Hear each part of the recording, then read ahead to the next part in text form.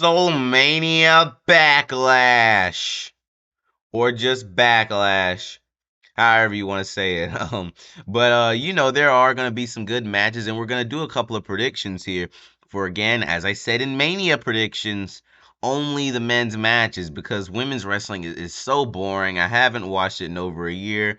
Plus, there are gonna be, you know, some really good matches on the men's side, such as Brock Lesnar versus Cody Rhodes, Seth Rollins versus Omos. You know, those are gonna be like some really big matches.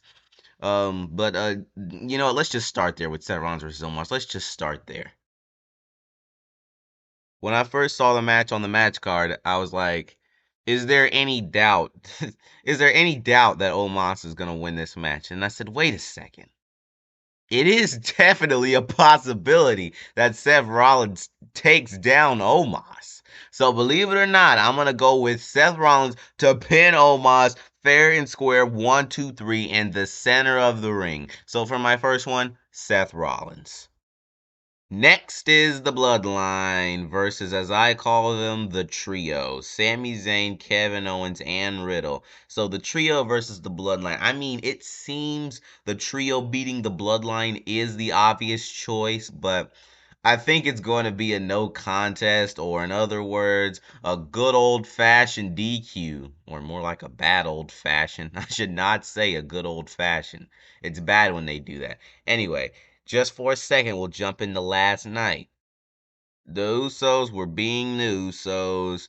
And if you know what I mean by the Usos are being the Usos, you know, it basically, if you know, you know.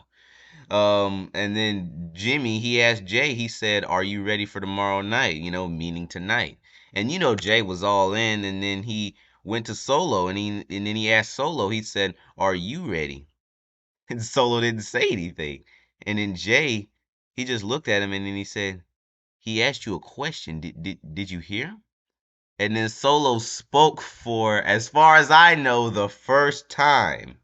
The only other time I heard him speak in any way was, and I'm assuming his own language. That was only the other time, which had me thinking that he may not speak English too well, but he can speak English very well. Matter of fact, maybe even too well, because when you hear what he said, you'll see why I say that. He told him, he said, "I'm gonna handle my business tomorrow night, but I just want you two to make sure that you handle yours." And then he held up that thumb, which I really hope that that doesn't mean if they don't handle their business that he's gonna hit them with the Samoan spike move. I just really hope not. That's something that I would not want to see at all. I really hope not. But again, he's probably not gonna ever do that. But the storyline continuation, like they have to do that. It keeps you talking.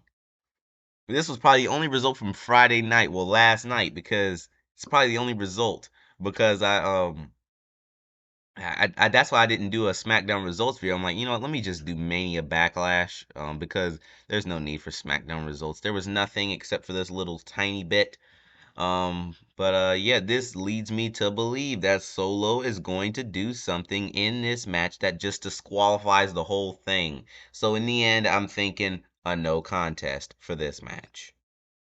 Austin Theory versus Bronson Reed versus Bobby Lashley. Let's get this over with. I mean, see, I don't really know Bronson Reed like that, but just because of a few weeks ago, with him showing his skills, they just want you to think that he's gonna win. But nope, Bobby Lashley is going to win this match. Or the only other way is that Bobby and Bronson do a top rope suplex, which would cause the ring to break. It's been a little bit of a minute since we've done that, since they've done that on WWE television, which is something at some point I need to do in one of my wrestling action figure matches. At some point, I need to add that in there. That'd be pretty fun. The last time we had that was 2020 Payback, Bray Wyatt and or the Fiend and what's his name? Why can't I think of his name? Braun Strowman. But anyways, that was the last time. Then Roman Reigns came in there, signed the contract late, and then that is how he won the Universal Championship that he has today. Anyway.